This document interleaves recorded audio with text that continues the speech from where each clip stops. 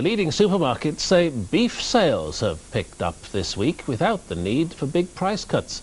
But the dairy industry is warning that a widespread slaughter of herds where BSE has been recorded would decimate farms, cheesemakers and milk suppliers. The government has until the end of the month to come up with new proposals on extending the cattle cull, which will satisfy Britain's European partners.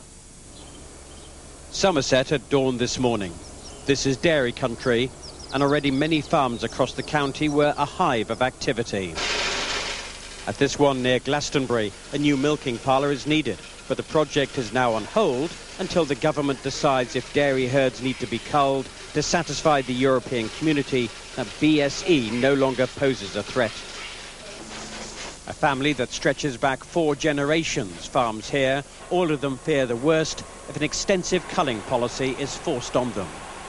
2/3 of our income is derived from milk sales, so if they culled all the cows in this area, we'd be unable to supply milk, we'd be unable to restock because there wouldn't be enough animals in the country, and there would be huge changes to this farm. The rural community is falling apart.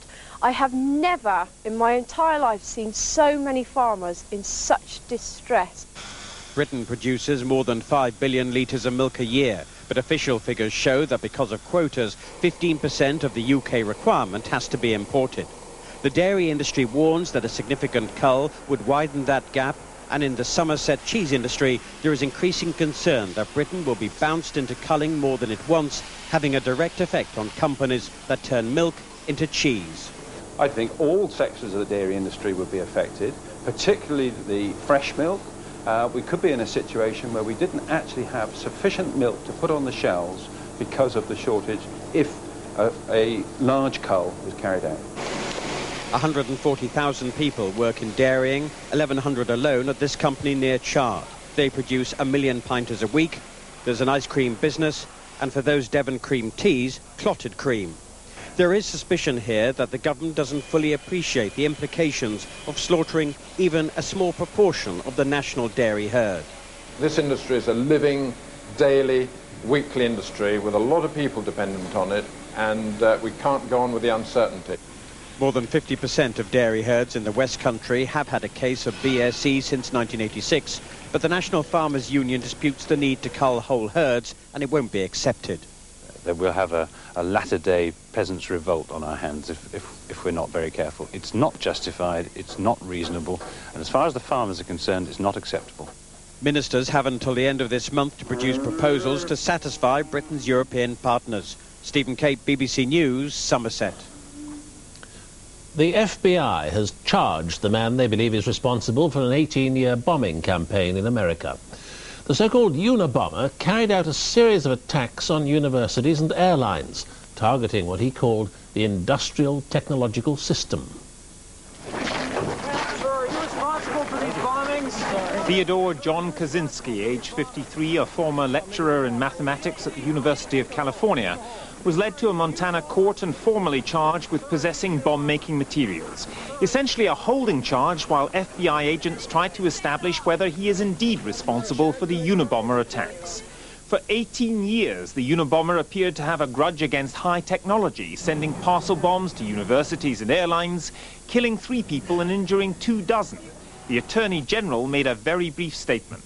Mr. Kaczynski was taken into custody by the agents. He has been presented today in Federal District Court in Helena, Montana, charged as a result of the search with 1 count of Title 26 United States Code Section 5861, which is illegally possessing a destructive device. Mr. Kaczynski, dressed in rags, was known to local people in Montana as the Hermit on the Hill, a recluse who lived in a remote cabin without plumbing or electricity. The FBI allegedly recovered bomb-making materials and plans. Neighbors were curious. I kind of inquired about him, and there was, I forget who it was now, that said that there was a rumor or something that he was running from, I always thought it was like Secret Service or something. He was hid out up here, you know, which was a good place to hide out. Well, we had a lot of people like him up here that live up in the hills and kind of hermits, and they just don't want to be bugged, so we leave them alone. Maybe we shouldn't have. A relative of the Harvard-educated Mr. Kaczynski discovered some old writings which are believed to be similar to a 35,000-word treatise the Unabomber demanded be published in American newspapers, attacking the industrial society and advocating back to the land utopian living in the countryside. The relative tipped off the FBI. Mr. Kaczynski's mother and brother refused to comment, and Mr. Kaczynski told the court that he could not afford a lawyer. When asked if he had any mental impairments, he answered simply, no. Gavin Esler, BBC News, Washington. The Dunblane primary school gym, where 16 children and their teacher were killed, is to be knocked down. It was John Major who first suggested it should be demolished when he visited the school 2 days after the killings. Stirling Council said it had taken the decision after consulting teachers and bereaved parents. More than 2,000 workers made redundant from the Swanhunter shipyard on Tyneside have been offered almost £6 million in compensation in an out-of-court settlement. The average payout will be £2,500. Union officials say it's not enough.